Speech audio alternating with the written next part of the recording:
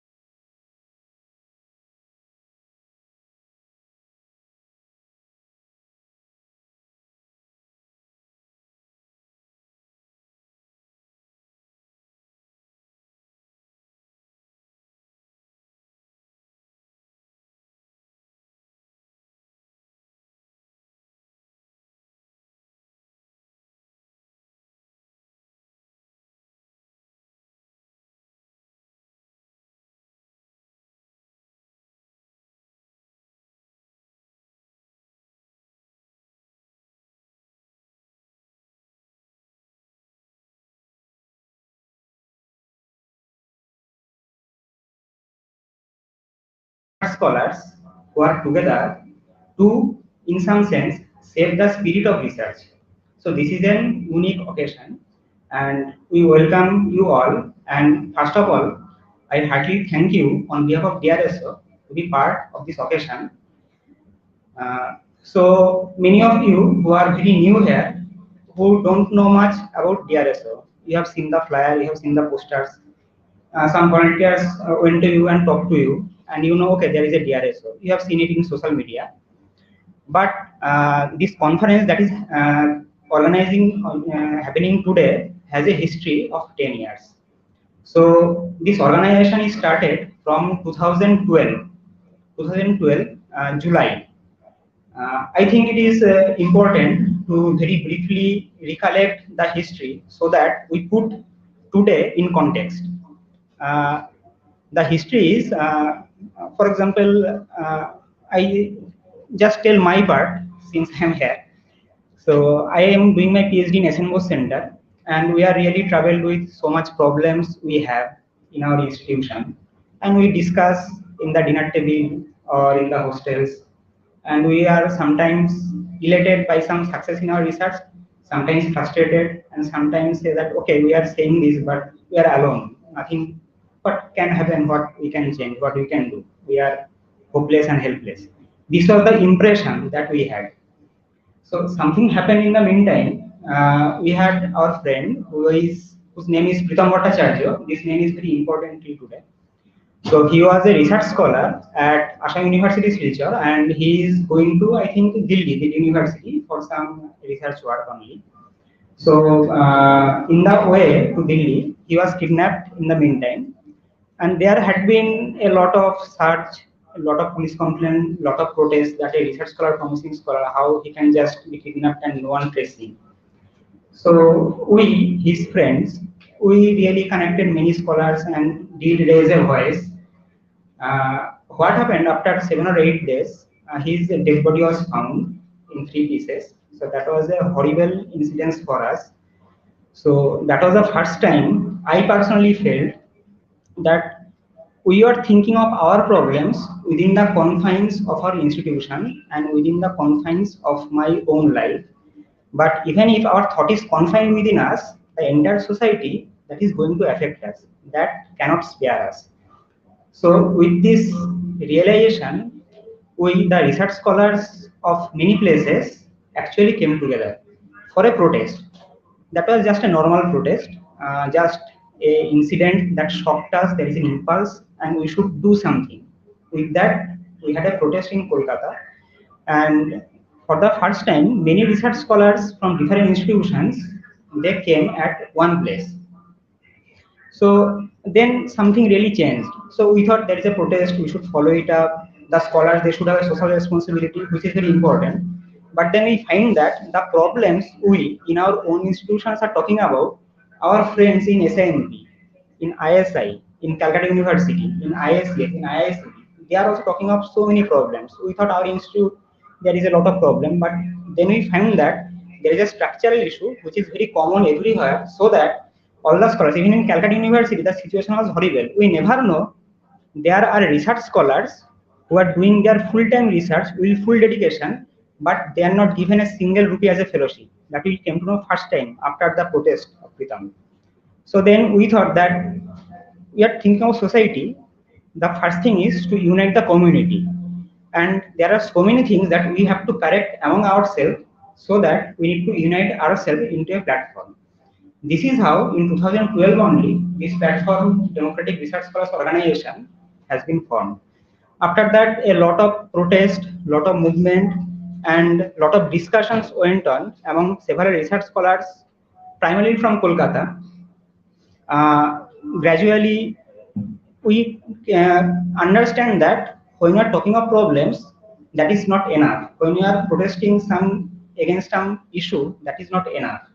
We really have to also understand what is going on behind it, why these problems are surfacing, why even after all the protest, the problem is not being eliminated. So we have to find the root cause and fight it. So this is how the outlook of DRSO gained, and we really embarked with a very long-term and persistent struggle, so that after 10 years we are here with a strength where we are organizing all the research scholars all over the country. So to be put very briefly, this is how the DRSO started.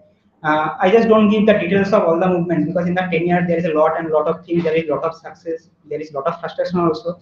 And with that, every success and frustration give us strength, so that we become stronger and go ahead with the purpose of movement and eliminating the root problems that we are talking about. So this conference, I believe, is not only a historical occasion, but that it is a giant step for organizing the research scholars and the entire academic community all over India to this fight. So with this, I just start the conference, and I will request our honorable guests to come to the dais. So, Professor, please, you come to the dais.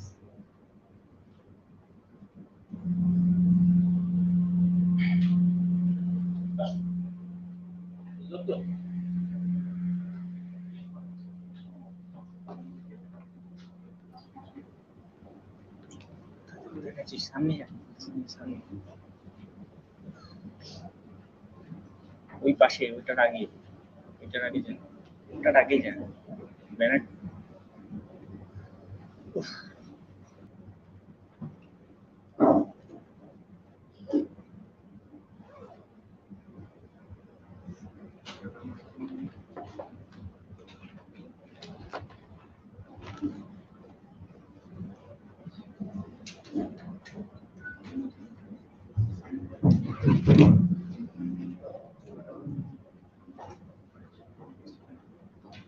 Okay, so we are starting the seminar session. So I propose the name of Apil Murali from Kannur University, Kerala, to preside over the session.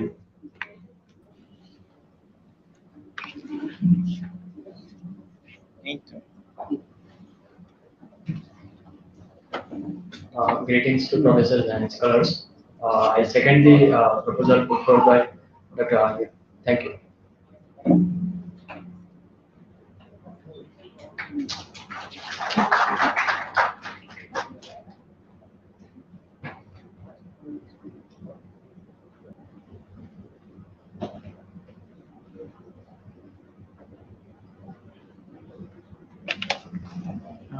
Good morning, all and all. I call upon Savada Mandalan, Savada Malik, to felicitate our guests.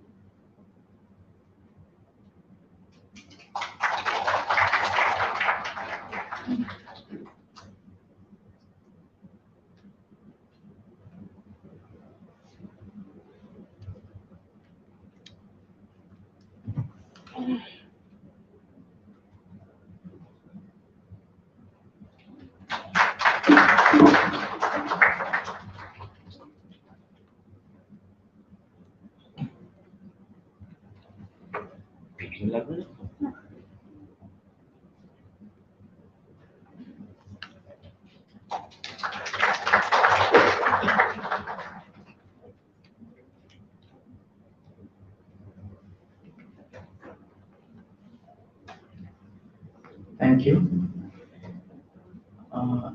Welcome everybody to the first All India Research Conference. We know we have gathered here on a historic occasion. RK has briefly mentioned how exactly this is a historic occasion because over the course of 10 years, researchers from across the country, from different parts of the country, have come together on this occasion to raise our voices and our difficulties and to make research a better field of activity. We have different concerns. Olga also briefly mentioned how DRSO has followed its path of development over the past 10 years. Without further ado, we'll get into this very important sessions, which will discuss most of the matters of what exactly goes right or wrong in our field of research. Our first speaker for the day is Professor Chandrasekhar Chakravarti. He is a distinguished professor and former vice chancellor of West Bengal University of Animal and Fishery Sciences. He is also the president of All Bengal State Education Committee. Professor Chakravarti will be speaking on the topic NEP 2020 and its impact on higher education and research. Sir, I welcome you to address the conference.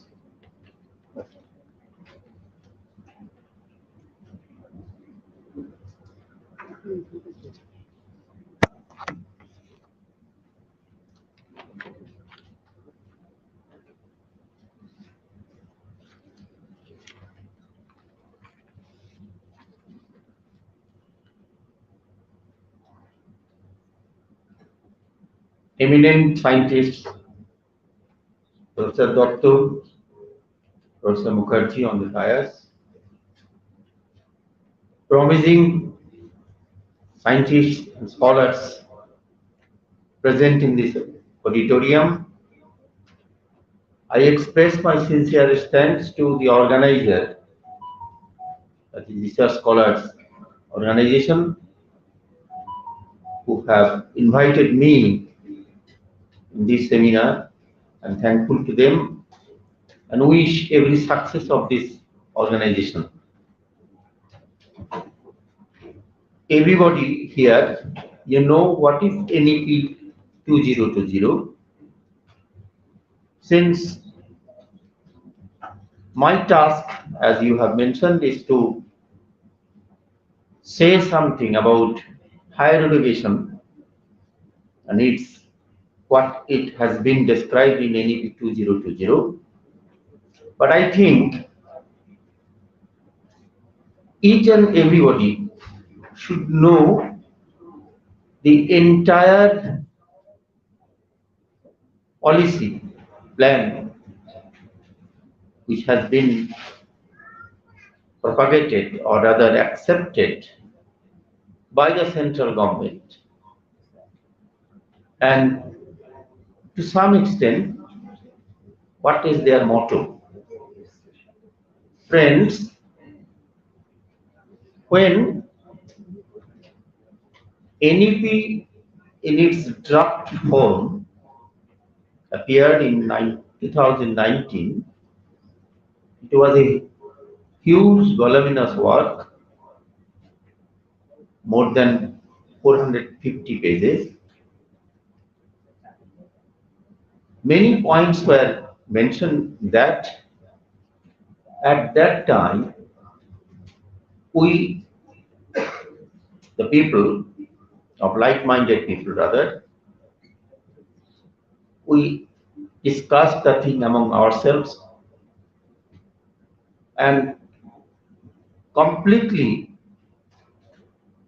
we disagree with the draft. The reason was the central government was going to implement one new education policy, what is also known as National Education Policy, without consulting the stakeholders, students, teachers, guardians, and the society as a whole. Education is such a matter that every people in the country at present and who are coming in next few years also, directly or indirectly, they will be affected by the education policy. So we thought that our suggestion should go to the committee. We have sent our suggestions. Not only we, many people, many organizations, students, teachers, from guardians, they have sent their views. But what we saw in 2020, when the country was suffering from corona pandemic, in this background, the central government, without placing the policy paper in the parliament, they approved this in a cabinet on a date which coincides with the death anniversary of Pandit Ishwar Chandra Vidyasagar. Now, thing is that we thought, yes, if your education policy is a very good one, I am not saying that I am opposing this thing. Say I am supporting you. If your policy is so good, then definitely it should be placed in the parliament, because the parliamentarians are our representatives. Individually, we cannot enter into the parliament. Our views will not be accepted or rather considered in any way.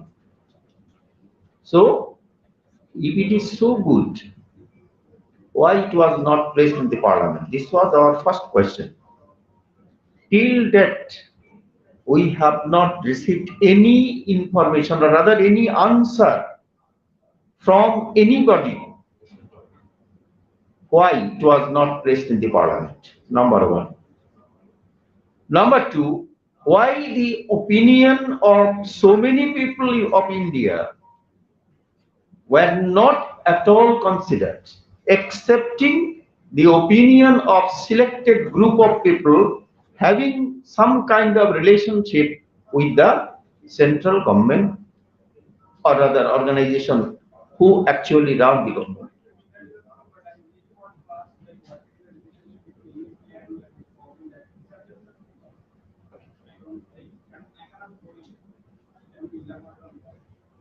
Okay. So you are interested about the research and theme. Okay. Now the question is, if you accept NEP 2020, then from where the research scholar will go? From where research scholar will come? First, tell me, from where the research scholar will come? From universities? From universities. Now, if the universities are not there, according to NEP 2020, the entire system what is existing at this moment in the as university pattern of education, that will be not there. Yes, I am not say I am leaving that portion. I am not going to discuss about the primary or the higher education. But from higher education, the students will come into the research. So say you are interested to be a student to take research. So you will either be a master degree of any specific subject. What will be that subject? At this moment, a master degree holder, either of physics, chemistry, biology, mathematics, philosophy, whatever it may be, they get chance to do research through some kind of selection, etc., whatever it may be. But new education policy, what are they saying? The graduate course, maybe of 3 years, maybe of 4 years, even After 1 year, if you are interested, you can leave this course. And after completion of 1 year, you will get a certificate.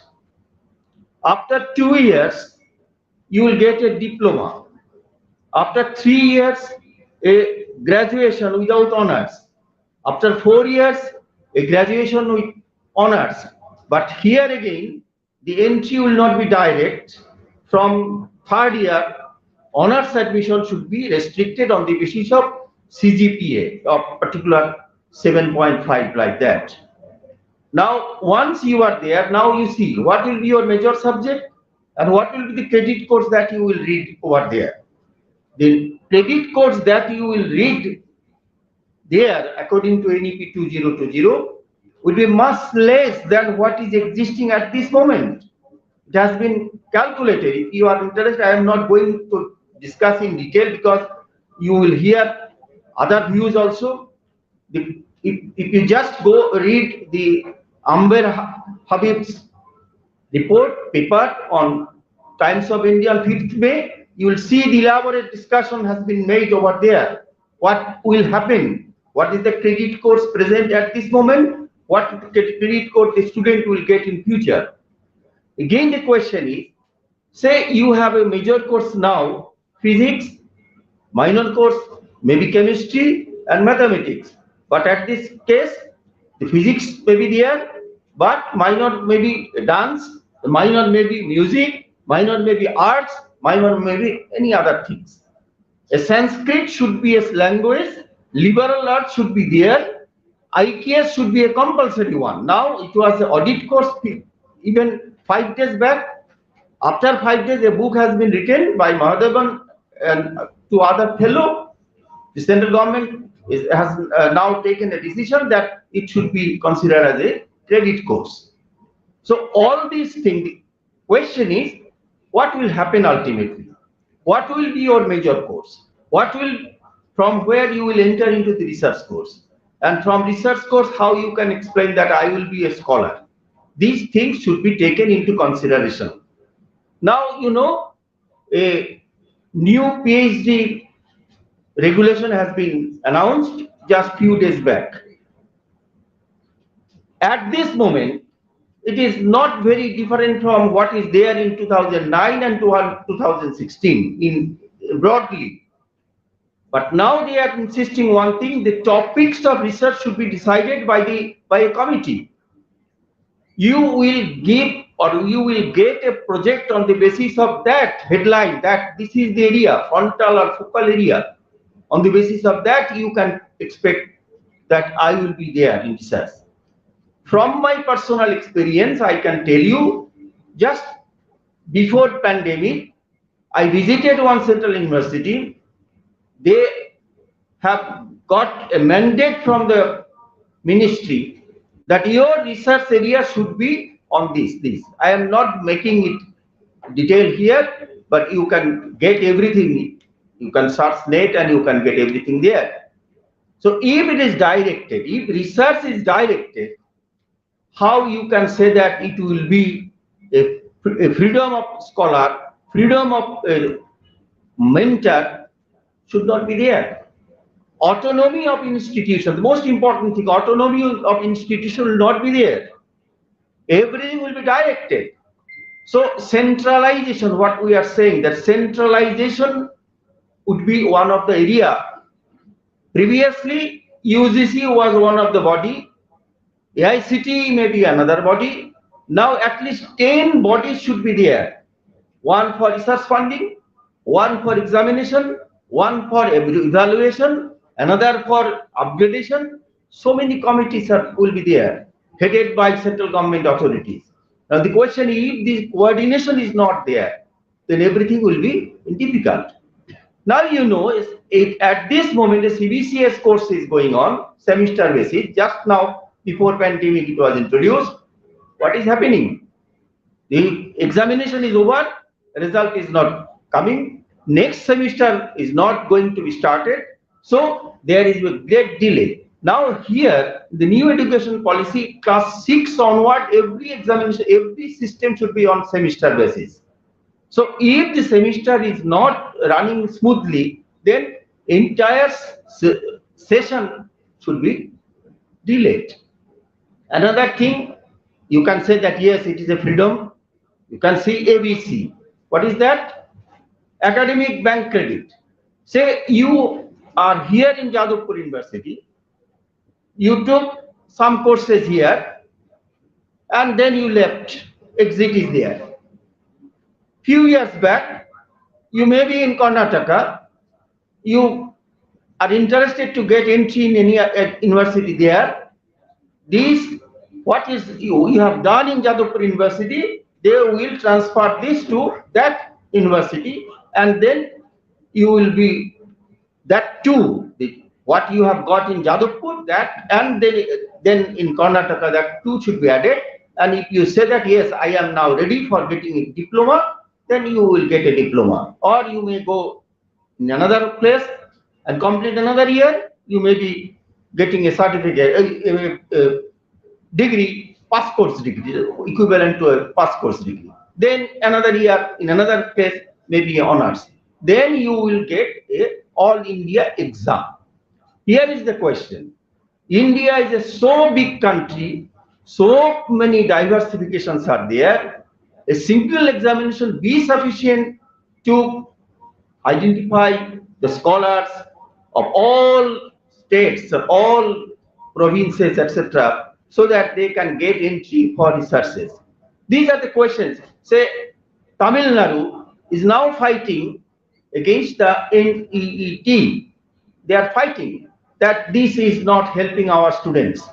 So CUET, that examination is for the scholars. They are going to introduce. Will it be sufficient for evaluating all the students? Then will it be a selection test or actually an elimination test? If elimination is there, then a great number of students will not get chance to get entry in higher education. The entire thing behind this is to delink education from getting a job.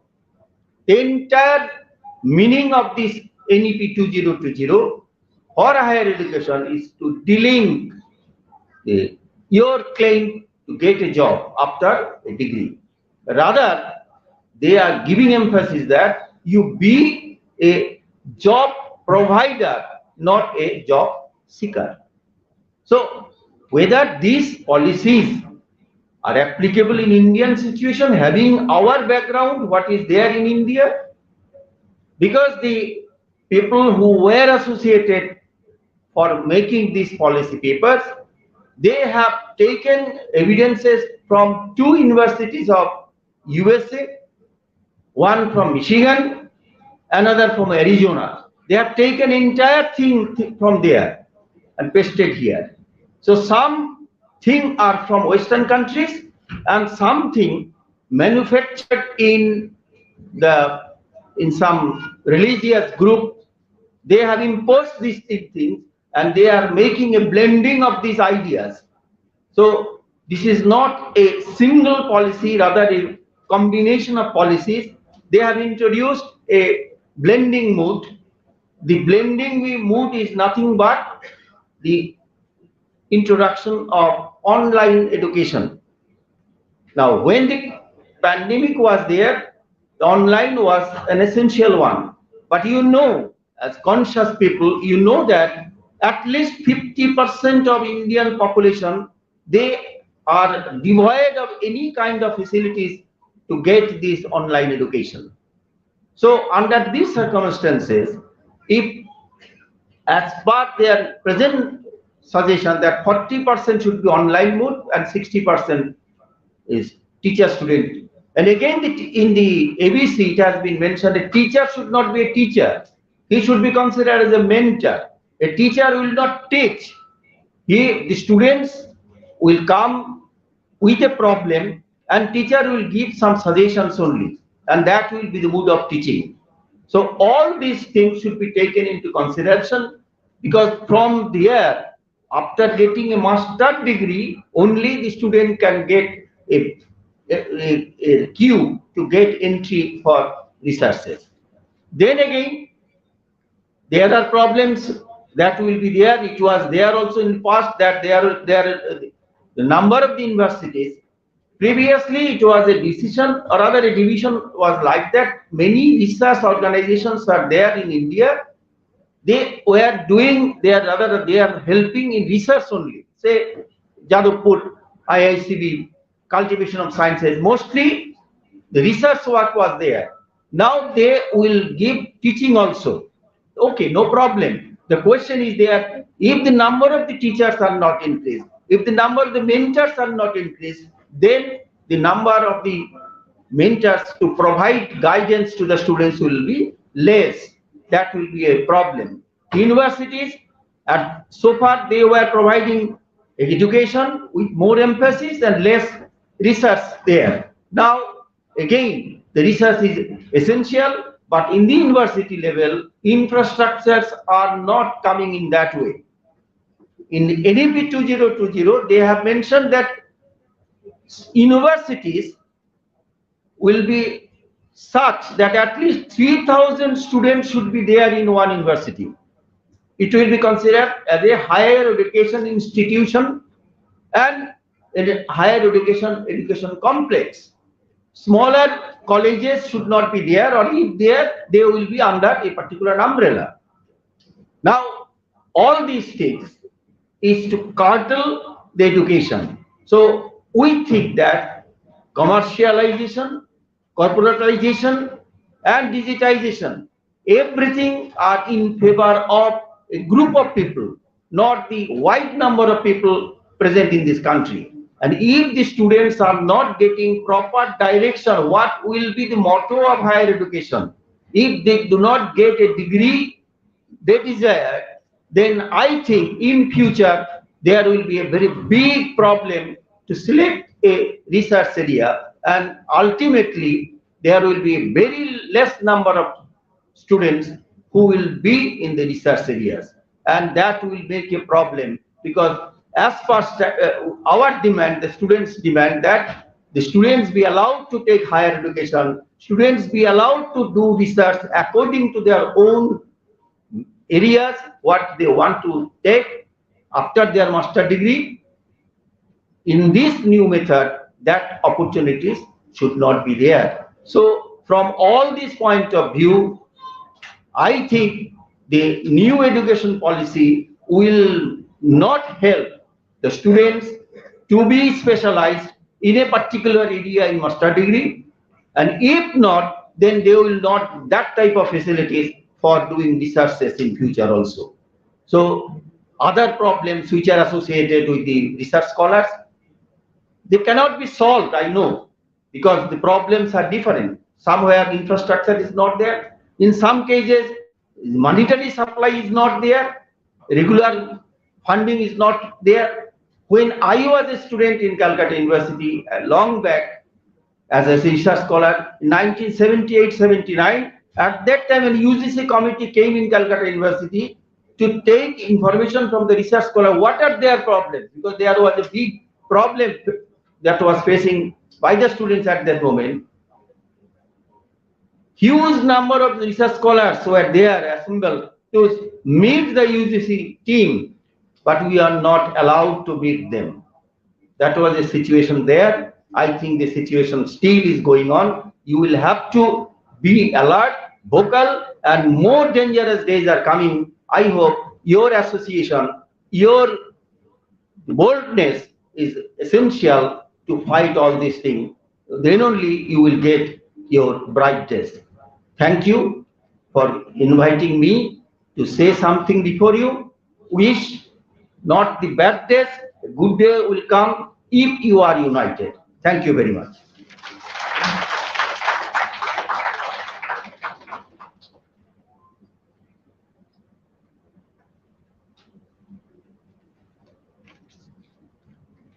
Thank you, Professor Chakrabarty. Professor Chakrabarty's deliberations have made it clear that a research community needs to pay great attention to NEP and the changes it has brought about in the field of research. Also, a note to the delegates, we'll have speakers speaking successively, and we'll have a question answer session at the very end of after all the speakers have done. So next we have Professor M.R.N. Murthy. He's a distinguished professor at the Institute of Bioinformatics and Applied Biotechnology. As a former professor of molecular biophysics at the Indian Institute of Science, Professor Murthy is a Bhatnagar awardee. He's a fellow of NASC and is a recipient of many distinguished awards. Uh, his talk will be online. We have Professor Murthy speaking on the topic research environment and culture in India and the way forward. I welcome Professor Murthy to deliver his address. Thank you very much. I also thank Arya for inviting me. I need a little help before you lose your patience. I have to get my slides on. Do you see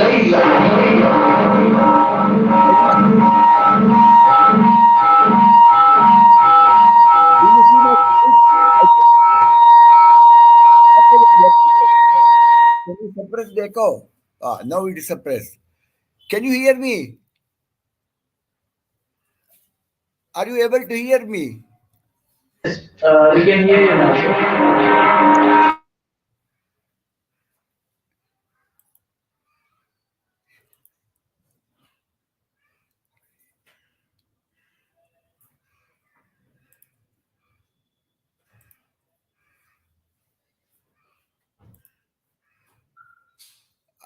Yesterday I was successful in loading as a demo, but today I am not able to do that. Why is it? Why is this?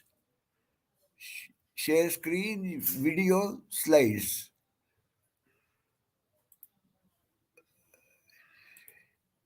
Can you see now? Hello? Can you see my slides? Argya? Hello? Hello? Can you see my slide?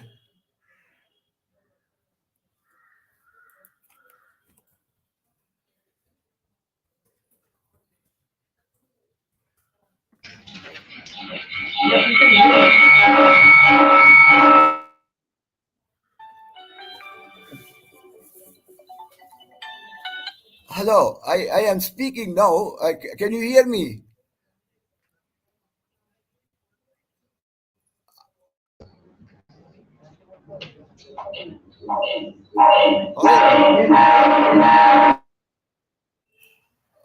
Okay. Okay, friends, as I said, I would like to start by thanking Argya for inviting me.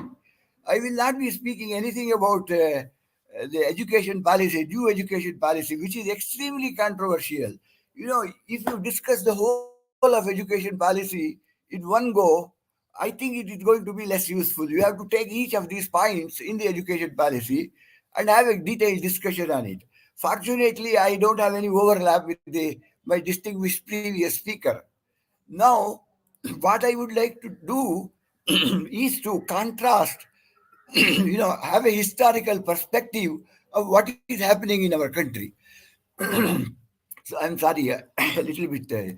Okay, in a way, let us be very factual. There are tendencies either to exaggerate what India is or to just put us aside. Let us not do that. Let us be as objective as possible.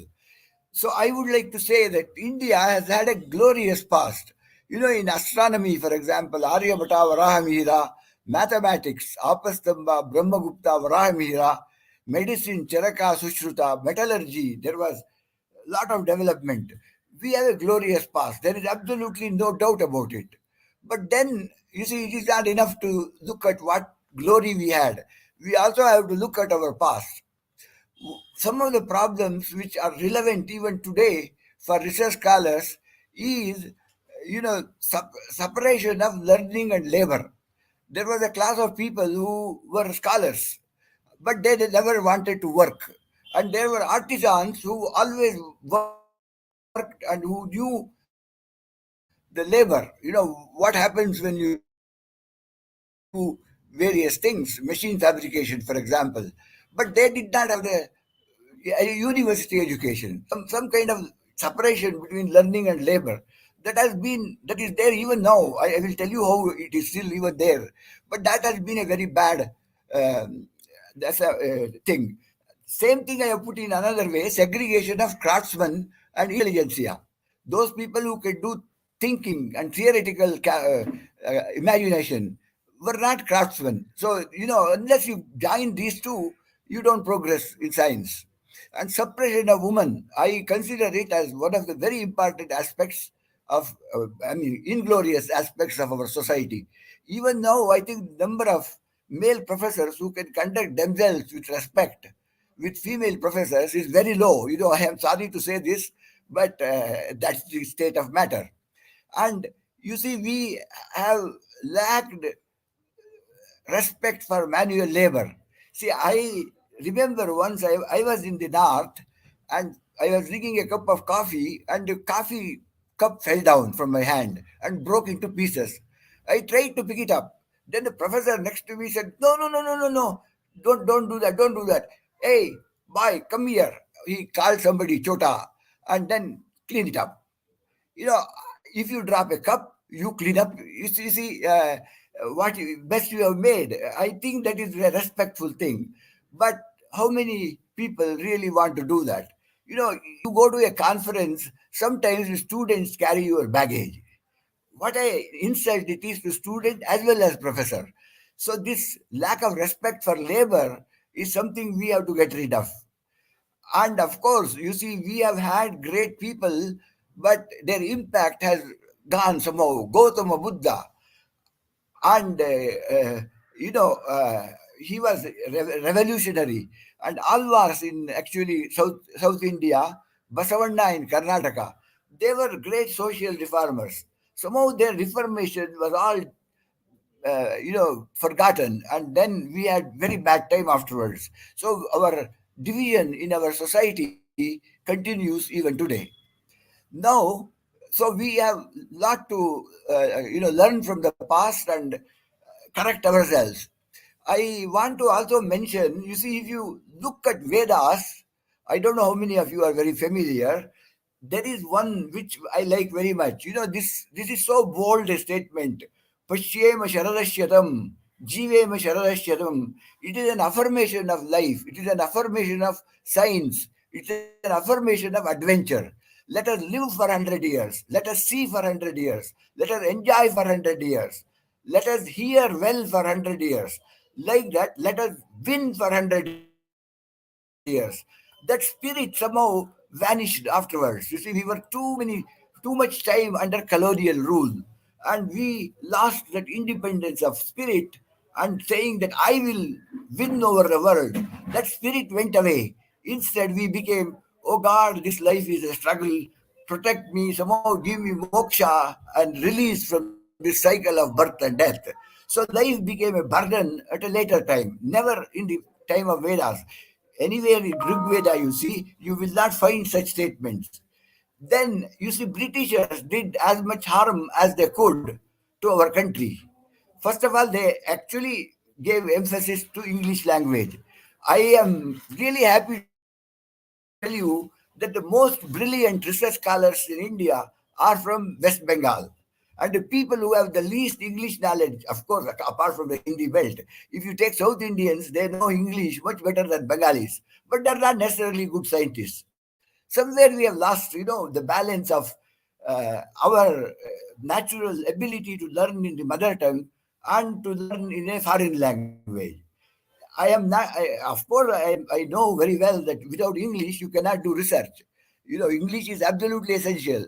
But Japanese have very successfully done tremendous progress. Chinese have progressed, but they don't depend on English as much as we do. So we have to find a balance that has not happened in our country. Of course, British also wanted to expand market for their goods, so they somehow killed, cloth making in India and took away all our cotton to sell back ready-made cloths from England. And that's what they also had the idea of spreading Christianity, but that is minor. And they were very interested in educating a few IAS officers and then keeping them as obedient servants. They were really second-class citizens as far as the Britisher may have no education, but IAS officer may be highly qualified. But there is no doubt that the IAS officer is a servant of the white man. This has deprived of all our pride. We become so humble actually. And then Britishers also started, say, Department of Agriculture, Department of Forestry, because they needed wood for their railways. Like that, whatever little good they might have done, railways, for example, that because they want to transport wood to shipyards and then take it them to England. But anyway, they had a very bad influence on us, and we are yet recovering. But after independence, you see, we should not view always in the negative way. We should definitely notice what is negative with us. We should also see what good we have done after our independence. So after independence, very soon in 1951, an IIT was established in Kharagpur. Britishers were very supportive of establishing Sanskrit College. Even when Indian Institute of Science, Tata wanted to establish Indian Institute of Science, Britishers were dead against it. They did not support it in any financial way. It was the real giant work of the Tatas and the Maharaja of Mysore. But as soon as India got independence, it started an IIT in Kharagpur. Then it opened IITs in Bombay, Madras, Kanpur, Delhi. Now there are, in the new millennium, we have many more IITs, and we also have ISERs, and we have central universities. Our IIT graduates stand shoulder to shoulder with engineering graduates anywhere from the world. So we have to be proud of this achievement. Our IIT professors are among the best professors in the world. All these institutions were built. Of course, now we have built many ISERs. There is one ISER in Kolkata, and students coming out of this will be brilliant in terms of their scientific understanding. So we have achieved many things, you know. And of course, you can always ask, is it enough? Is it enough for 70 years of independence, or should we have done more? I just want to tell you that there have been also the fantastic scientists and achievements. We have Indian Space Research Organization, and we have atomic energy, Baba's creation, and then you have both a uranium and a hydrogen bomb. And then you see we have people like C.N.R. Rao and M.S. Swaminathan, Obey Siddiqui, and G.N. Ramachandran, who are all really Nobel class people. Whether they got Nobel Prize or not is not very important. I don't think it is important. But they have transformed India. India, even as a child, it was so difficult to get a liter of milk anywhere. Now you can get any amount of milk. India has become number one place in India in terms of milk production. Similarly, you see now because of the war in Russia, we have exported wheat. We have excess wheat. Like that, our achievement in every section has not been very little. But also, of course, I also want to point out that compared to when you were students or when I was a student, the opportunities are much more now, both for jobs and for education. We have more IITs, many more IITs have been opened, and there are central universities which are well equipped. ISERs, NICERs, IAS, IASC, NIPER, Stem Cell Institute, Translational Research Institute. Like that, we have many new institutes where opportunities are available for both for higher education and jobs. So actually, I am very hopeful about future of India. We have a large consumer base. So if you produce any idea, see, I know that there are many, the say companies, biotech companies in Bangalore. The Biocon, for example, which produces insulin. These are all post-independent startups which are doing extremely well. And there are so many biotech companies in Bangalore. Like that, everywhere in India, we have a large talent pool. And when COVID attacked India, how quickly we could tell we could develop vaccine in India indigenously, and how quickly we could find out which strains of COVID virus are actually affecting our country. All this is possible because of the base of science that we have built.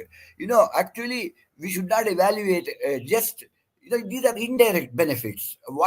See, Indian Space Research Organization is a direct result of scholars, students who are trained at Indian Institute of Science. So, you see, to evaluate the contribution of an institution is quite difficult because it's many times indirect. Some of the Presidency College in Calcutta, you know, the amount of talent it has produced in the country is immeasurable. So, in that sense, I am very hopeful. But then we will look at limitations of our system where we can improve. It's just, I don't want to be too negative. That's why I stressed on some positive aspects of our education. But where are the limiting things? One thing was discussed, that scholarship doesn't come regularly. I know that many of the good research scholars come from very poor families. If they don't get scholarship for a month, they just cannot survive. They have to pay their mess bill. The mess will not say, we will wait till your scholarship comes. So it's very important that you get periodic scholarship. That, is a problem which is of administrative nature. It can be solved by a real person with a clear head and who can lead. For example, at Indian Institute of Science, CSIR sends a scholarship. See, there are many CSIR scholars. Sometimes they don't get the scholarship. Then the institute has its own fund and it gives scholarship to students, whether it comes from CSIR or not. Then when CSIR actually eventually pays, there is no problem. CSIR doesn't default. But when it pays, they actually adjust it to the grant. So it's like a interest-free loan. This can be adopted by many institutes which can raise their own funds, which actually depends on the vice chancellors and directors. So actually, that problem can be sorted out, but you need effort together. Now, but you see, I will now tell some limitations which are really very serious. We have paucity of peer group. It is slowly going down. See, earlier when I produced my first PhD thesis, the comment by Indian examiner and foreign examiner were vastly different. In the sense, Indian examiner will simply repeat what was in the thesis abstract, but foreign examiner will make a critical review. Today, it is not at all like that. The report by Indian examiner is as critical or sometimes even more critical than reports from external examiners. So we have definitely improved the quality of our peer group. But still, unless we have a big peer group, this is a big problem. Actually, not to praise myself, just to state as a matter of fact, I am the only one working on virus structure, or I was the only one working on structure of viruses in India. So how good my work is, how can anybody judge? If I can stand in the middle of the road and loudly announce that I am doing fantastic work, either people have to believe me or they may be skeptical. But there is no way of verifying unless you have a peer group. This we had very big problem, but slowly it is actually changing. And lack of professionalism. You see universities, teachers come to class without preparation of their teaching material. But another tremendous problem is hero worship. Every institute in India has a king. King, usually it's a king, not queen. Sometimes it may also be a queen. And whatever they say is true. Whatever they say has to be agreed. That I think this hero worship is terrible. The problem of hero worship is not that you respect C.N.R. Rao, but if he is scientifically wrong, we must have the guts to say, "Look, Rao, I don't agree with you." That kind of thing will be broken only if we can. We have self-respect and we have belief in what we think. This is the fundamental requirement of any scholar, graduate student. It's not that it's like required for professors. It is required from the school stage. Even in school, even as a high school student, you should not accept if what your teacher says appears to be wrong to you. And there are obviously good students who will see that sometimes the teachers make mistake. And of course, the teacher should take it, as professionals. If we are really professionals, then if a student points out our mistake, we will accept. That has to be, that equality has to be there. We call our professors as sirs. Nothing irritates me more. Why should you call sir? That actually is a caste system, in my opinion. You can call your professor by his name, he can call you by your name. And unfortunately, most Indian languages have both plural and singular. You can address anybody in plural or singular. I have rarely seen a university professor speaking to his or her students in plural. They will always speak singular. It's very insulting. How can you do that? These are all adults. Most of you research scholars are as mature as I am. See, beyond 20, it doesn't matter whether you're 20 or 60, the level of maturity is the same. And you cannot speak to anybody in singular. But that's what you find. Well, I am just putting some few challenges. I'm going to finish very soon. See, actually, our primary school, middle school, high school, plus two are reasonably good in many places. They are very poor I know that in rural areas, some rural areas, but in general, the quality, overall quality is kind of satisfactory, you can say. The moment you come to universities, they become extremely terrible. There are exceptions. I'm not saying there aren't exceptions, but almost all universities are really bad. The appointments in universities are caste based. Let us be frank about it. And there is a lot of corruption. Actually, in South India, whatever, how much do you pay to be a vice chancellor of a university to the governor? That I won't tell you here openly, but it is very well known. Everybody knows about it. The next problem we have, real challenge, is inclusivity. See, whatever we are selecting, research scholars, all of you, for example, ask how many of you come from really parents who are illiterate. Then it will be very less. But the talent pool is the same. Even children of illiterate parents are as, on the average, as talented as children of very educated people. But our university system, our selection system will only select those who are from urban, somewhat educated families. So that way, we have very little inclusivity, and that has to be improved. How we do it, we have actually done something. Like, for example, we have reservation, which is a good thing. You see many people from backward, uneducated sector becoming highly educated. But I think it is a very limited success. The success rate for reservation can be very much increased if we actually make the policy more poor friendly. Some this reservation policies also favors those who have rather than who have not. And punctuality, I won't talk about it, but woman empowerment. Every department should have 50-50, 50 women and 50 men. It is very good for research environment. I won't talk too much about it, but most of you know very well what I mean. Then bureaucracy, our age-old tradition. We say Guru Brahma. Guru is not Brahma, Vishnu, or Maheshwara. Guru is just another person like you. But the reverence for elders is so much, which may be good in some context, but not in a context of science. Unless you oppose your seniors, you will never do anything new. So that way, we have to get rid of it. I don't know what last 2 points I have here. I cannot read because the slide thing is there. Lack of collaboration. Yes. And then last thing I have is language conundrum. This I have already addressed.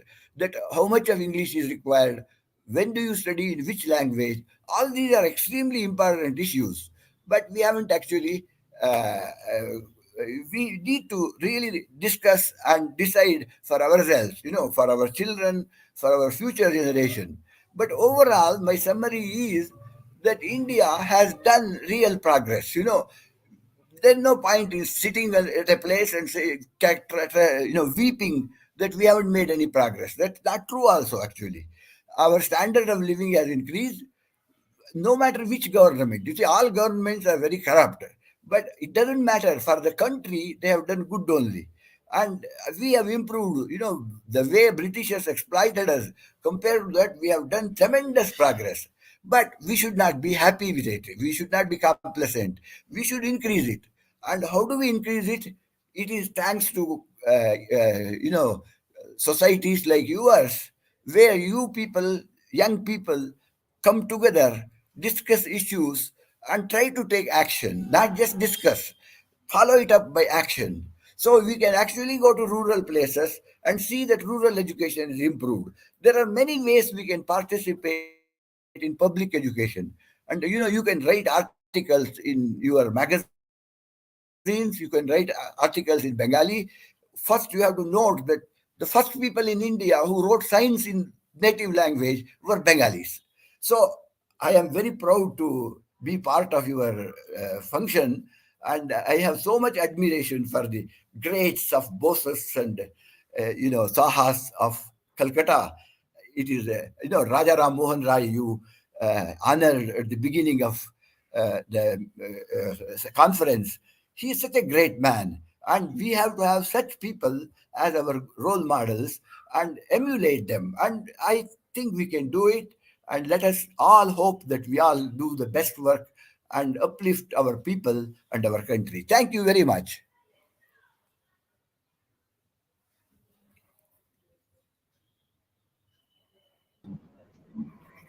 Thank you, Professor Murthy. Professor Murthy has raised some pertinent issues on the systemic problems that we face in research in India. Next, we have Professor Amitabh Datta who will be speaking to us. Professor Datta is an INSA senior scientist. He is emeritus professor of physics at Calcutta University. He is a former professor of IISER Kolkata and Jadavpur University. Professor Datta will be speaking to us on the topic India's research funding and current policies. I welcome Professor Datta to address the conference. Yes.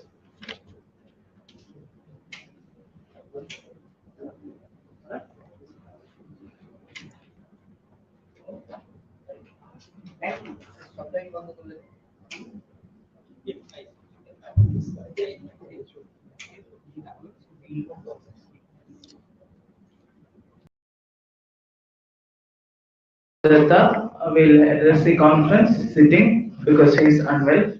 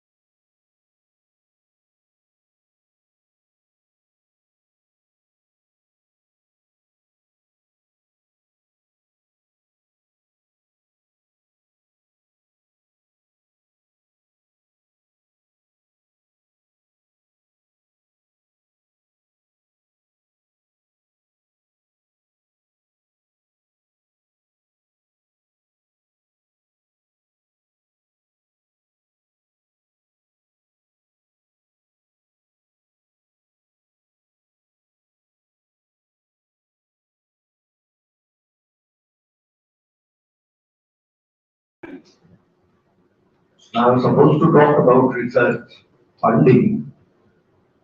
Now, this in fact is very easy because if you look into the number what our country spends for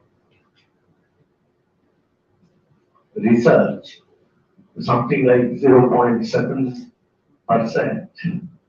And this, when you compare this with the so-called advanced countries, who are spending something like 3%, which in fact is the number written. We are not spending that. The advanced countries do that, and China for example, spends around 2%, 2.2 maybe. And that tells you the story. And this number, this 0.7, I would blame the present government only. They also had 8 years to do something, some modification, some improvement. But even the previous governments are responsible for this poor state of affairs. And with this 0.7%, you have to remember that we are doing research not only in IITs and in IISERs, central universities, and so on. Even some college teachers, like I was in Yadavpur University for 28 years, I did some research, produced some PhDs, and many of my friends were doing the same thing, doing some research. Now, the point is it possible with this amount of fund remaining practically static over many, many years? Is it possible to survive? Now, I will tell you something which is philosophical but easy to understand, that if you don't make quantitative changes, you cannot get something which is qualitatively better or qualitatively different. Now, you did not talk about philosophy. Those of you who are doing physics can think of physics. In fact, every branch of science. For example, in nuclear physics, if you want to carry out nuclear fission, you need fissile material over a critical amount. Literally, it means that if you take very small amount of fissile material, nothing will happen. You change the quantity, and then if you cross the critical level, fission will occur. And that, I think none of you will disagree that that is a qualitative change. It can destroy cities, it can give you electricities, you can do many other things. So my first statement is, if somebody says that I will bring a totally qualitative change without making the corresponding quantitative change, I will simply say that, sir, I don't believe you. So if you talk about our national education policy, which talks about institutes of international standard, attracting Indian students, this and that, without any visible quantitative change, I will simply say that, sir, I don't believe you. I don't believe you, this cannot be done. So with this general statement, let me now come to the specifics. Now I go back to 1972, when I started my research career with a fellowship from Department of Atomic Energy. Believe me, my monthly stipend was 300 rupees. I am not telling a lie, believe me, things were cheaper. But then still we had to pay something like 150 rupees for principal meals and room. And remaining I had 150 rupees for my tiffin, for my tea. I was a heavy smoker in those days. So everything was taken care of by 150. So I think so far as the stipend is goes, by the way, there was no concept of house rent. We had to pay the small amount of hostel charges. So far as stipend is concerned, of course, a little more will always be more welcome. But you are not doing very badly. Where you are doing badly, and now trying to rectify it, is that you were totally dependent on the academic institution, its laws, its,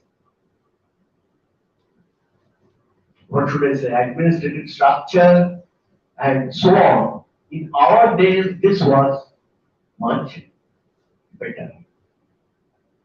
We are suffering from which perspective? When I was doing my PhD, I was more or less pretty sure that after finishing my PhD, I will get a job. It may not be a great job.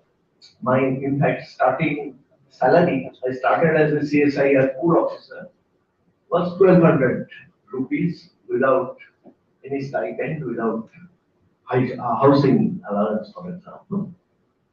However, I had the assurance that once I get a job, I will have a permanent position somewhere, be it a college, be it a university, whatever. That was not in great doubt. And why are you suffering? Because in many cases, even a PhD is now applying for a +3 or +4 job. What about IITs are coming up, IISCs are coming up? How many people they can accommodate? It is the mainstream education, right? And what is happening in the mainstream education? Very familiar with the situation outside West Bengal. I know from my students what is happening in West Bengal. They are running physics honors course in many colleges with 3 faculty members. Can you believe it? They have to teach us course, they have to do this and that. And what is the substitute? Well, our present government has made the so-called part-time staff, they have given some kind of permanence, in the sense that they can work their lifelong with a salary of 30,000 rupees. Now, do you really deserve this? What about the central government? The situation is more or less the same. In fact, worse. I will tell you why. Because, you see, if you do, as I said a few minutes back, if you do something ambitious, then you have to spend money. Without that, you cannot do it. And what this government did, a few years ago, I have forgotten exactly, maybe 5 years ago, maybe 4 years ago, they introduced the so-called choice-based credit system. But in fact, what they did is the credit system was introduced. That means, in simple terms, there's a semester system. More or less, every college in West Bengal now doing that. However, once you go to this new mode of teaching, you need more facilities in terms of infrastructure and more teachers. Just to give you a simple example, choice-based means a physics student can take philosophy, for example. If a physics student wants to get as a subsidiary course something that is a literature, they can do it, and this is done in America. But they have to spend nearly 3% of the GDP, which is a huge GDP, and they can afford to do it. In our case, suppose you have 2 subjects, A and B, and you want to run a choice-based credit system. Now, if you have 2 subjects, A and B, it's a simple calculation. If you have 2 classrooms and 2 teachers, you can manage 1 honors, 1 subsidiary. But just introduce 3 courses. A, B, and C, and you have one honors and two subsidiaries. And you can easily calculate the minimum number of classrooms, the minimum number of teachers. In fact, teachers is clear 3. However, neither the central government nor the state government, at least in West Bengal, granted any extra course, did not grant any money for infrastructure, extra classrooms, and so on and so forth. Now, if it goes this way, can you really hope to have a class system? You are not spending money, but you are asking for a lot. Now, you see these high-sounding words, choice-based credit system does not mean anything unless you are prepared to spend the money and unless you are prepared to grant more money for infrastructural changes. Now so I think my basic motivation was to tell you that governments, not only this government, but even earlier governments, spent sufficient money so that the scholar's future, the writer, the prospect of getting a job, the prospect of continuing research, infrastructural support from the home institution, because there is no money. Simple. Now let me change to the topic. Now to avoid misunderstanding, let me simply tell you the private-public cooperation for mainstream education is totally nonsense. Because the public sector in our country at least, well, the Tatas did something, but that's rather an exception and not a rule. Public sector never spent money for mainstream education. There are exceptions, okay, but it has to be government funded.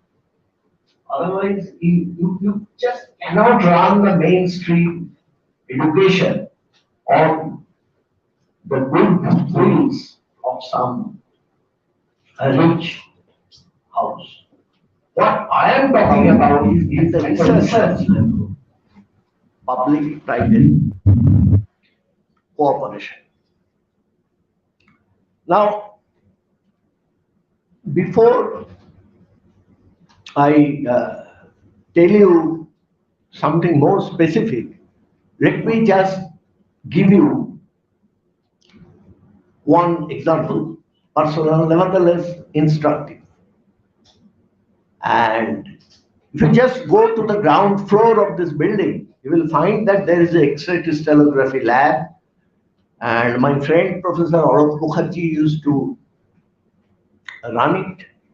And believe me, in spite of the teaching load, etc., he could develop a specialization so that he had 2 contracts.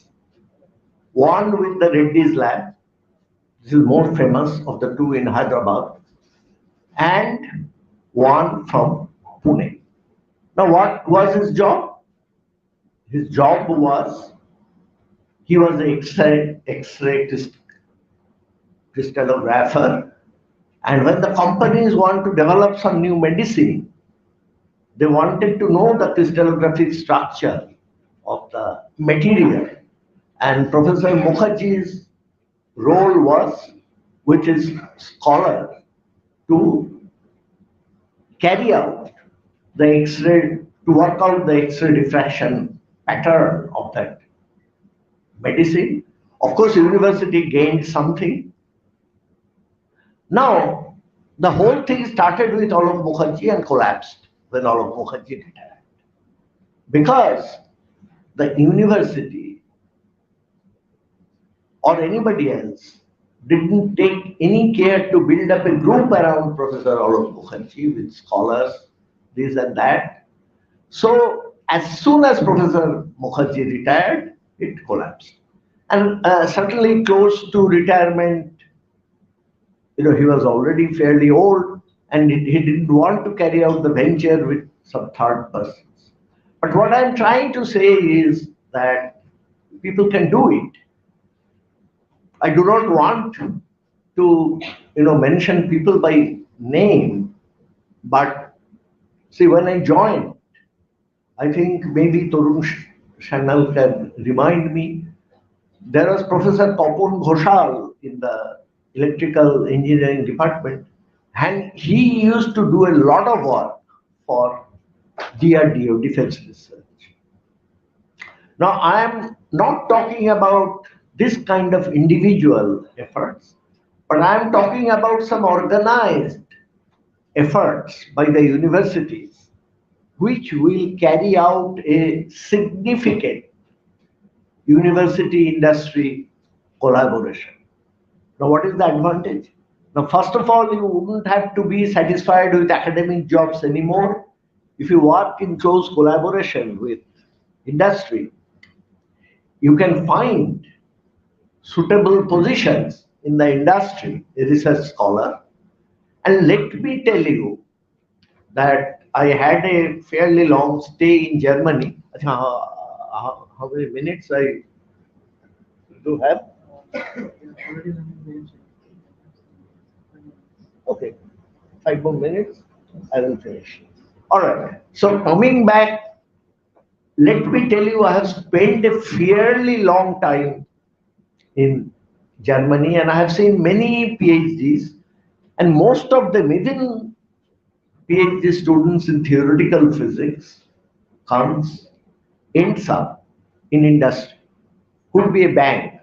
Well, mostly because of software, their skills in software, but there are other job opportunities also.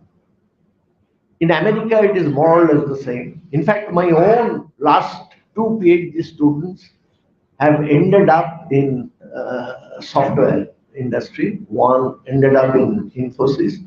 But the question is, the government and the university has to build up the infrastructure, has to build up the mechanism for the collaboration. And of course, the university must be able to produce something which could be of interest to the industry. Like I gave you the example of Professor Alok Mukherjee, that a medicinal companies, chemistry students have also a wonderful opportunity in the pharmaceutical department. But see, just names like NEP and so on is not sufficient. You had to build up an education policy which will give practical training to the students so that they become familiar with the working in the industry. I am not saying that everybody will land into the industry, but of course that's a good academic opportunity. Now I hear every day from newspaper this and that. The present government is very friendly to the university. Now I am waiting, I think it will happen in my lifetime, that this government do something which shows that they are really interested, not in the pages of a policy. Finally, I will end my talk, which is not directly related, that I don't trust NEP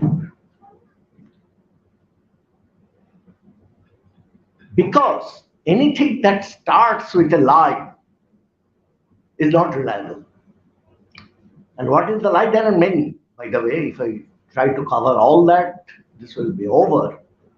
Let me tell you 2 things, just 2 small examples.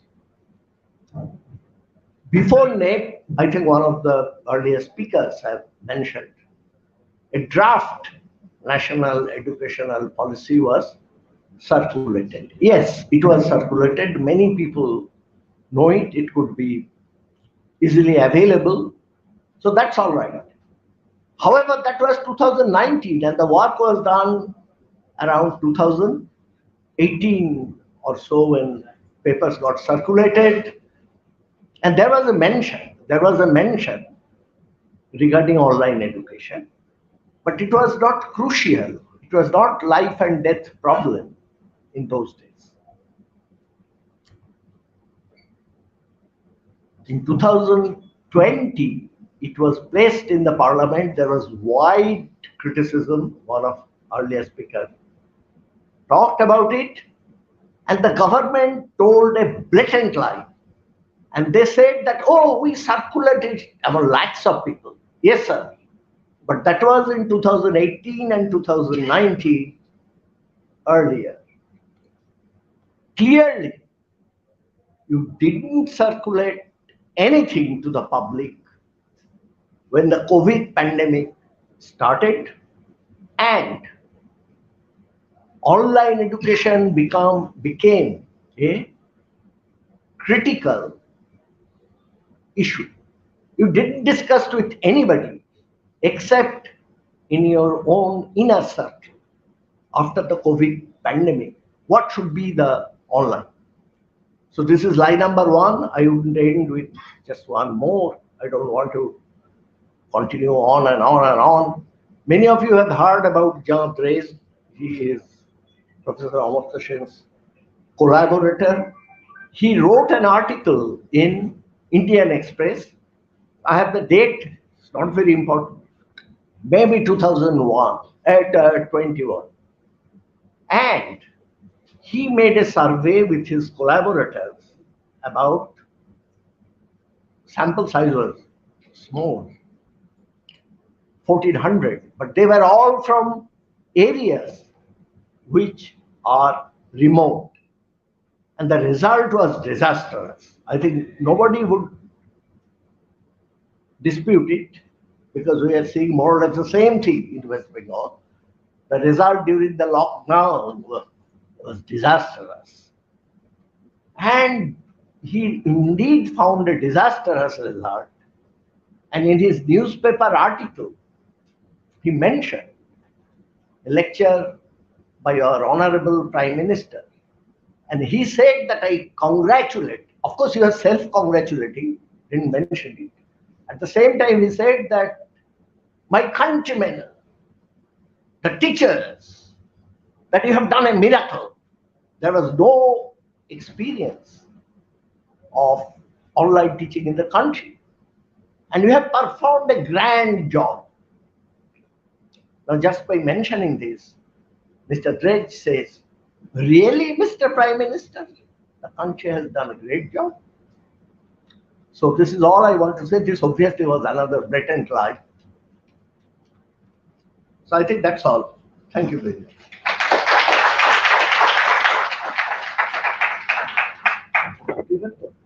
Thank you. Thank you, Professor Datta. Professor Datta has led our deliberations into topics that are very concerning to us, like funding and related issues.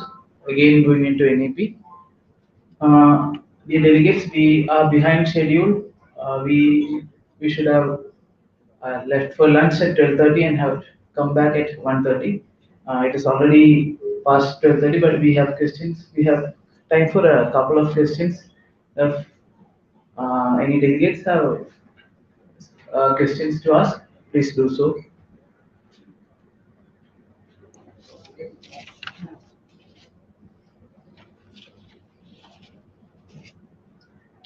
Please raise your hands if you have questions.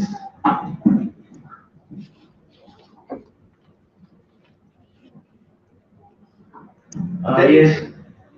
Please introduce yourself and ask a question. My name is Joyce Bhattacharya. I would like to ask a question about regarding NEP. NEP again and again says about privatization, and when the educational institutes get privatized, it will hamper the research, and I think there will be problems in funds and many more things. if you can tell some things about this privatization and research, it will be very much beneficial for us. I mean, how can it affect and how can we fight against it? Well, you see, there are 2 points. One is, as I mentioned earlier, one is mainstream education, research doesn't come in, and if that is privatized, the government walks out, it's clearly falling into the hand of a businessman. There are exceptions, so there is no question about it. The other one is I talked about mostly, that is, there is a specific research problem, and some university has infrastructure to solve that research problem. Now, a collaboration there, I don't find any harm because it's not the policy of the institute or university which the private company has handled. They will have a handle anyway because they have an easy access to the government. So that way they will have their say anyway. But so far as the university is directly concerned, I don't think it's harmful because university has a particular facility. Probably a big university needs that facility for a small work. And there it is simply collaboration, one-to-one. Now there could be question of bargaining, this and that, but that can be taken care of. As long as the private party doesn't have a say in the policy matters of the university or research institute, I think it's not a problem. But you are right, when it's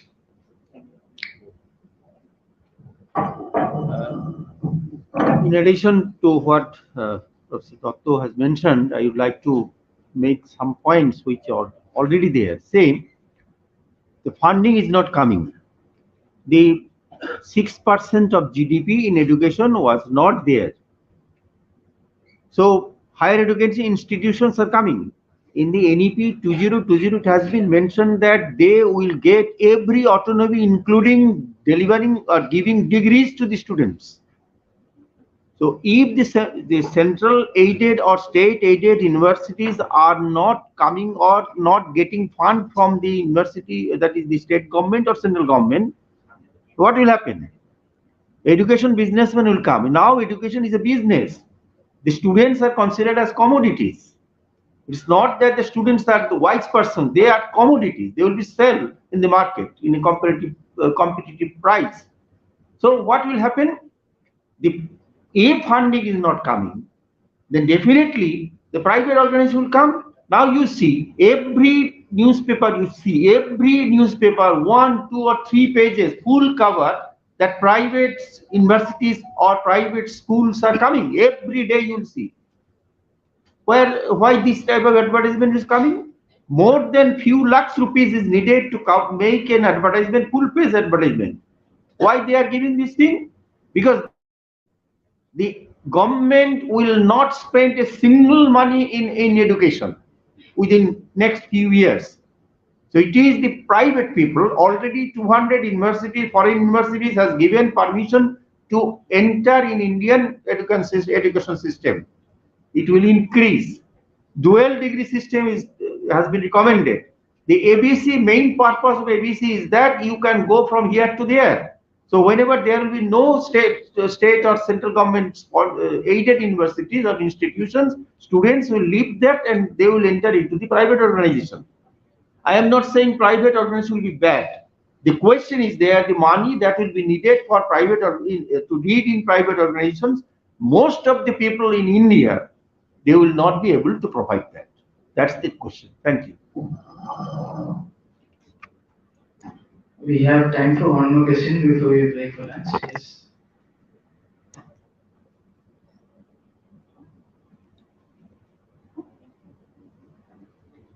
Sir, as you have told that if the private players come into the education sector, No. I made two distinct cases. Private players coming into mainstream education, that will be a disaster. I told you. But then there was another aspect, which is small time research collaboration. It could become big, doesn't matter.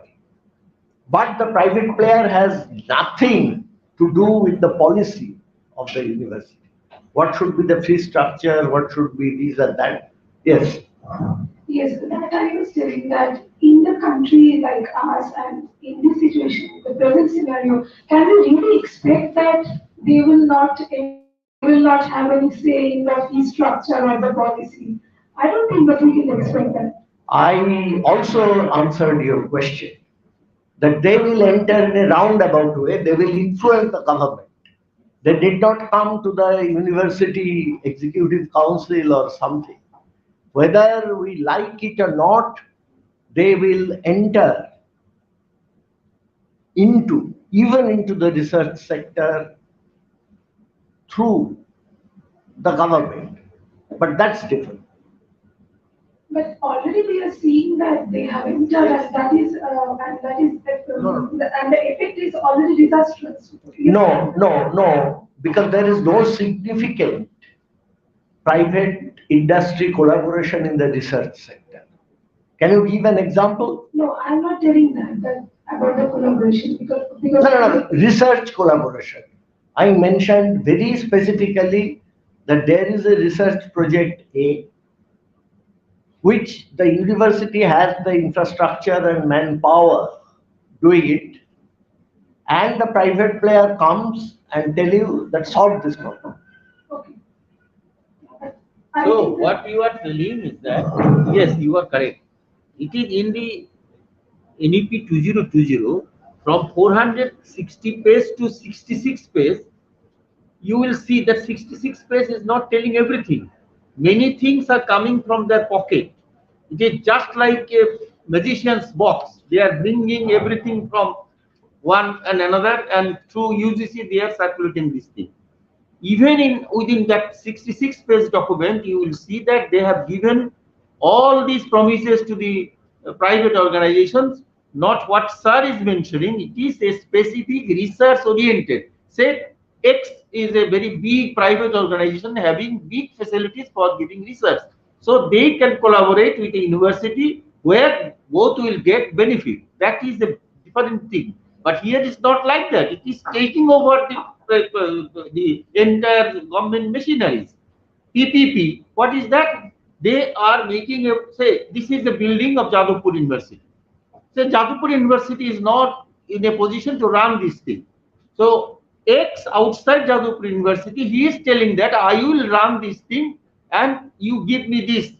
So they are making a collaboration. The Jadavpur University campus, this building has been utilized by X, Y, Z, and they will get some money out of that. But entire funding and other things will come from outside. In that case, what will happen? The university property will not be in the hand of the university. The decision-making capacity will not be with the university. The other people who will come in the business, they will do this thing. And government in this NEP 2020, they have given that permission also to HEIS.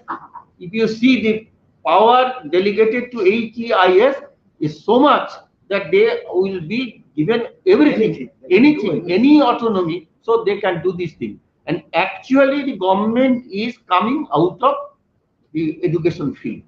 That is the most dangerous thing. Research and other things, if you enter in a university, say knowing that it is a central government or state government sponsored university, 2 years after doing research, you see that some XYZ from outside, they have taken this thing. Now, what will your future? Nobody knows. Maybe in foreign countries, yes, those facilities are there. Is it feasible that those things which are there in other countries is applicable in India? In USA, say for example, we are now trying to impose USM model in Indian education. It was British model, now it will be replaced by USM model. How many people are there in USA? How many of them are below poverty line? How many of them are not getting food, good thing, etc., good medical and other insurances? But what is happening in India? That is the most important. So we are afraid of that thing. Anyway, we hope that your type of organization that would be needed so that you can make your protest that this should be given to a scholar. A scholar should get a job after finishing his degrees, and they will get their monies or salaries during their courses regularly. And also the respect. A scholar is not a servant. A scholar should have respect. They both the teacher and mentor and students should have good collaboration, good cooperation, good relation also. These are also essential. Okay, thank you. Yes. Can I just say a sentence? Yeah. I was just telling that as you mentioned about the US model, so far I know that the primary and the college education is there is a huge amount have to pay paid by the students. So now I have seen even in West Bengal there are so many private universities, and I am seeing that the students who come there to do their honors courses, they are also running out of their money, and that is very disastrous. I think what I think nowadays especially after 2020. That is correct. You are correct. But question is that you say if man from village, they are selling their lands and giving money to their ward so that they can complete their education. The question is why they are spending money? They are thinking that after getting a degree, my ward will get a job and I will again get back that money. That is not coming. That is the most dangerous thing. Okay. Sorry, we can take any more questions. Okay, if you can make it very quick. The industry academic collaboration as far as the technology incubator is concerned, the government collects through national CSR policy the last 5-year data. In 2014-15, the corporate contribution towards technology incubator in IITs like or NIT like only 4.74 crore national, and the last year data showed that 53.49 crore. I don't think with such a small amount, but only 50 crore, the government can, the corporate are playing a significant role in this regard. And the education data, that corporate spending towards education, is also very poor. Around 7,154 crore, the last year data. I don't find that the current government is spending more towards social sector. If that is so, then they shouldn't reduce the corporate tax from 30.9% to 15% if it was a welfare government. And so, just one more data. The last 5 years, average corporate social responsibility spending per head, per capita, is around 108 crore, whereas the social sector spending per capita of the government of India is around 16,250. So I am scared that the government is collecting less amount of revenue since it has reduced around 50% of the corporate taxation. So I don't think the corporate is thinking that corporate are going to play a significant role as far as the social development is concerned. Thank you. I think again the answer was in my talk, somehow it got goofed up. I never said that the corporate sector has already spent for research too much money in India. This is quite in contrast with, let us say, the other countries. You have a particular picture of the corporate sector. Let me tell you, Bell Labs in America, that's a corporate sector, 150, 200% capitalist. But they have produced 9 Nobel laureates, and some of the discoveries had nothing to do with practical applications. Are you in physics? or commerce. However, this is now a school level knowledge. The famous experiment that the quantum mechanical particles are both particle and wave at the same time, which is in fact one of the foundations of that was discovered in Bell Lab. And who discovered it? In fact, 3 people got the Nobel Prize. Let me only talk about Professor Davison. He was doing war research during the First World War. He left the research, went to Bell Lab and said that if I join you, can I do research on my own? And they said yes, do it. He didn't have any Nobel Prize at that time. So he joined there, discovered this, and eventually got the Nobel Prize. However, you have to realize that there was no technological prospect. After more than 80 years, now we are talking about quantum computation. And this kind of quantum mechanical properties are at the basis of quantum computation, which is now going to be $1 trillion industry.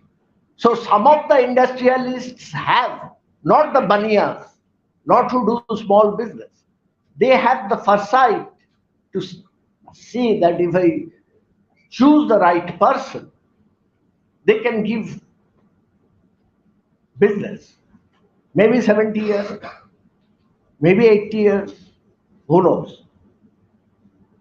On the other hand, there can be a purely theoretical discovery, like the discovery of cosmic microwave background, which is the first experimental evidence for Big Bang. That was also done from Bell Lab, has produced nothing. But some industrialists, see, there has to be a reason, you see, why some people call that the capitalists are better than the feudals. The simple answer is some of the capitalists may have the foresight to invest in something which will lead to social welfare. I think this is all I have to say. The government should take active. Of course. That also I said that nobody in our country, including the government, which pretends to be very capitalist friendly, have done. I'm not saying that ask the industrialists to pay development fund. This will never happen. Or even if it happens, it will be exception. Which is a win-win situation. The capitalist can make money, the university can make money. That can be done provided the government has good policies, and secondly, the government is honest. Now, in the case, both are in question. Thank you, everyone. We have come to a close to the seminar. This seminar was intended to bring into a discussion among our research community certain topics. It shouldn't end here. These discussions need to continue. Once again, thank the speakers who are here, who have come here. Professor Chandrasekhar Chakravarty, Professor Ramanand Murthy, who had addressed us online, Professor Amitabh Datta. It was very important to have you here and to have this discussion in front of our community that represents different institutions from various parts of our country. We thank all of you for your presence and for your deliberations. Delegates, we have to come back by 1:30 to continue with our proceedings. Please take full lunch. Thanks to everybody. Yeah,